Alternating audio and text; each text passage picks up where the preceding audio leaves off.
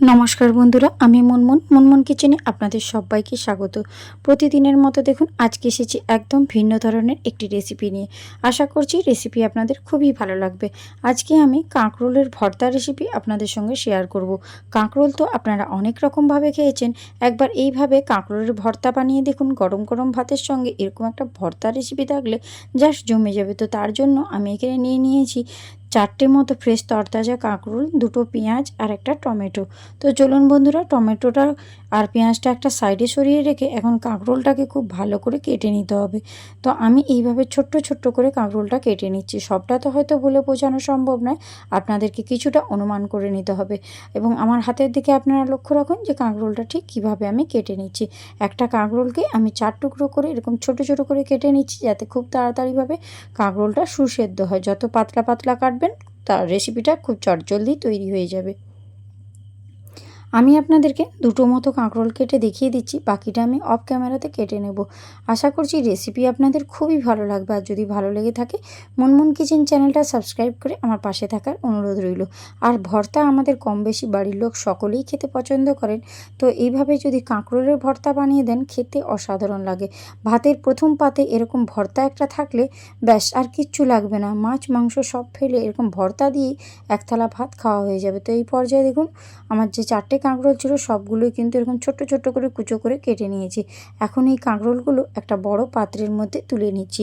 আর কাঁকরোলটাকে আমি খুব ভালো করে অফ ক্যামেরাতে ধুয়ে নেব।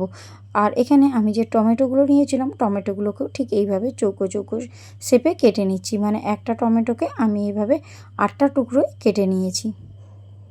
তো এখানে টমেটোটাও কাটা হয়ে গিয়েছে। আর যে পেঁয়াজ 2টো নিয়েছিলাম, পেঁয়াজগুলোকে একদম ঝিরিঝিরি করে কেটে নিচ্ছি। আমি তো এখানে ছুরির সাহায্যে কেটে আপনাদেরকে দেখিয়ে দিচ্ছি, আপনারা চাইলে বটি দিয়েও এই কাজগুলো করতে পারেন। এরকম একদম কুচো কুচো করে পেঁয়াজগুলো কুচিয়ে নেবেন, তাহলে এই ভর্তাটা খেতে দারুণ লাগবে। তো এখানে দেখুন একই রকমভাবে আমি যে 2টো পেঁয়াজ নিয়েছিলাম, 2টো পেঁয়াজই সেম প্রসেসে কেটে নিয়েছি। এখন বন্ধুরা, যে পেঁয়াজ আর টমেটোটা নিয়েছিলাম সমস্তটাই একটা একটা সাইডে রেখে দিতে হবে। তো আমি আপনাদেরকে দেখুন 2টো পেঁয়াজই কেটে দেখিয়ে দিলাম। মানে পেঁয়াজের কুচোগুলো একদম যেন ঝিরিঝিরি হয়, ঠিক সেইভাবেই কুচিয়ে নেবেন। তো এই পর্যায়ে দেখুন আমার পেঁয়াজ টমেটো কোচানো হয়ে যেতে আমি এখন একটা সাইডে রেখে দিয়েছি। এবার চলুন গ্যাসের উপর একটা কড়াই বসিয়ে দিই। তো একটা কড়াই বসিয়ে দিয়েছি আর তার মধ্যে দিয়ে দিয়েছি বেশ কিছুটা পরিমাণে সর্ষের তেল। যে কোনো ভর্তা যদি আপনারা সর্ষের তেলে করেন তাহলে খেতে ভীষণ ভালো লাগবে। আর ভর্তাটা সর্ষের তেলে করারই চেষ্টা করবেন।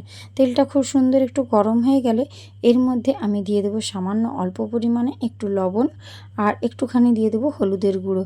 এতে করে ভর্তার কালারটা খুব সুন্দর আসবে। এখন আমি তেলটা কড়াইয়ের চারধারে বুলিয়ে নিয়েছি। আর আমি যে কাঁকরোলগুলো কেটে রেখেছিলাম, কেটে কিন্তু অফ ক্যামেরাতে আমি খুব ভালো করে ধুয়ে জলটা ঝরিয়ে নিয়েছিলাম। তো এবারে আমি কিন্তু একটা বাটির মধ্যে তুলে রেখেছিলাম আর সেই কাঁকরোলগুলো কড়াইয়ের মধ্যে দিয়ে নাড়াচাড়া করে কাঁকরোলটাকে খুব ভালো করে ভেজে নিতে হবে। একটা পর্যায়ে দেখবেন কাঁকরোলটা ভাজা হতে হতে খুব সুন্দর সুসেদ্ধ হয়ে যাবে। আর এটা যদি একটু ঢাকনা চাপা দিয়ে রান্না করেন খুব তাড়াতাড়ি হয়ে যাবে এই কাঁকরোলটা। তো তার জন্যই আমি ঝিরিঝিরি কেটেছি একদম পাতলা পাতলা করে, যাতে খুব তাড়াতাড়ি সুসেদ্ধ হয়, গ্যাসটাও খুব কম পুড়ে আর চটজলদি এটা তৈরিও হয়ে যায়।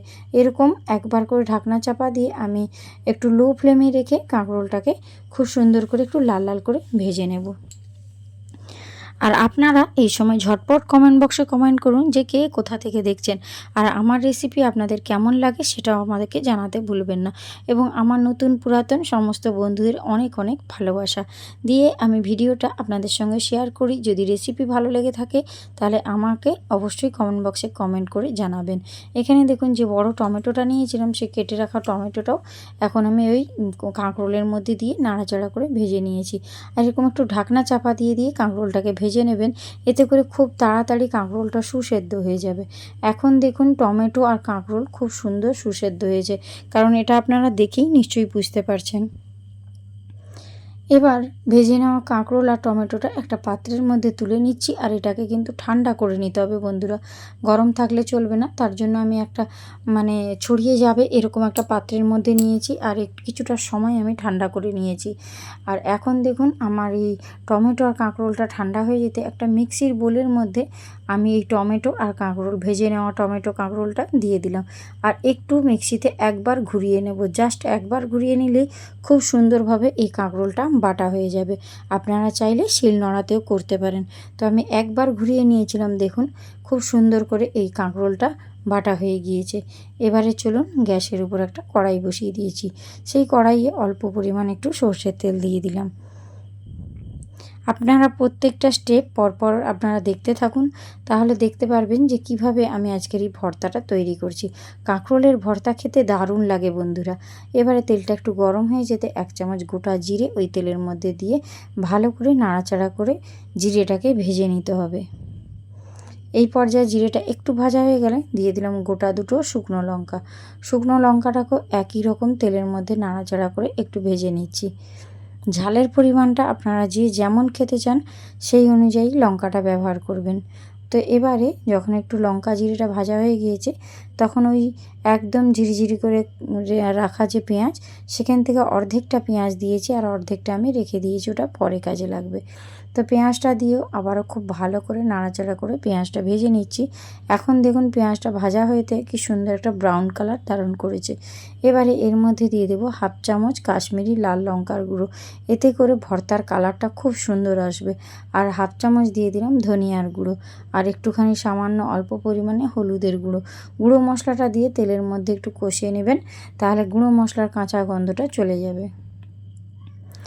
এবারে দেখুন একটু নেড়ে চেড়ে নিয়েছিলাম। এবারে এর মধ্যে আমি দিয়ে দেব ওই বেটে রাখা কাঁকরোলটা। কাঁকরোল বাটাটা এখন ওর মধ্যে সম্পূর্ণই দিয়ে দিচ্ছি। এবারে খুব ভালো করে এটাকে রান্না করে নিতে হবে। একটা সময় দেখবেন এই ভর্তা থেকে তেল ছাড়তে শুরু করেছে, সেই পর্যায় পর্যন্ত এইটাকে একটু কুক করে নিতে হবে। এটা কিন্তু রান্না করতে খুব একটা সময় লাগে না। এইভাবে একটু নাড়াচাড়া করলে এটা শুকনো শুকনো হয়ে যাবে, আর এই ভর্তা থেকে দেখবেন কত সুন্দর তেল ছেড়ে দিয়েবে। সেই পর্যায় পর্যন্ত আমি একটু ওয়েট করে নিচ্ছি। আর এখন আপনারা দেখুন ভর্তা থেকে কতটা তেল ছেড়েছে।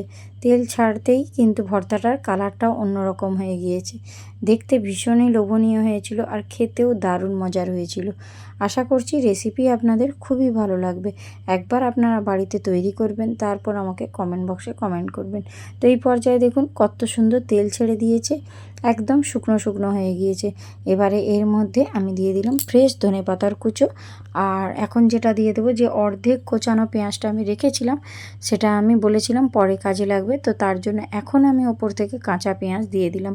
তো কাঁচা পেঁয়াজ আর ধনেপাতা দিলে এই ভর্তার স্বাদ কিন্তু দ্বিগুণ হয়ে যাবে। এবারে গ্যাসের ফ্লেমটা আমি একদম টোটালি অফ করে দিয়েছি। অফ করেই এই কড়াইয়ের মধ্যে ধনেপাতার পেঁয়াজ দিয়ে একটু নাড়াচাড়া করে নিচ্ছি। তো দেখুন বন্ধুরা এখন কত সুন্দর হয়েছে এই ভর্তাটা। এবারে পারফেক্টভাবে আমার কাঁকরোল ভর্তা তৈরি হয়ে গিয়েছে।